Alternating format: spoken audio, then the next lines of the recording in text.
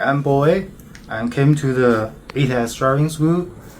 If you have any opportunity, I recommend you choose Mr. Franklin to be your instructor or coach.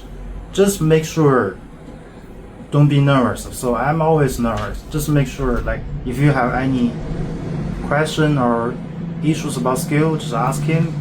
Especially, you need to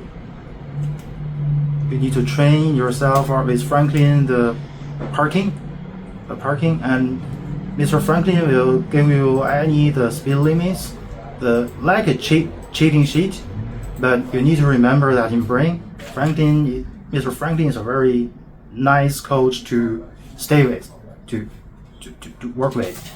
But if you choose Mr. Karen, I hope you are not a very new beginner. You need to have some experience, because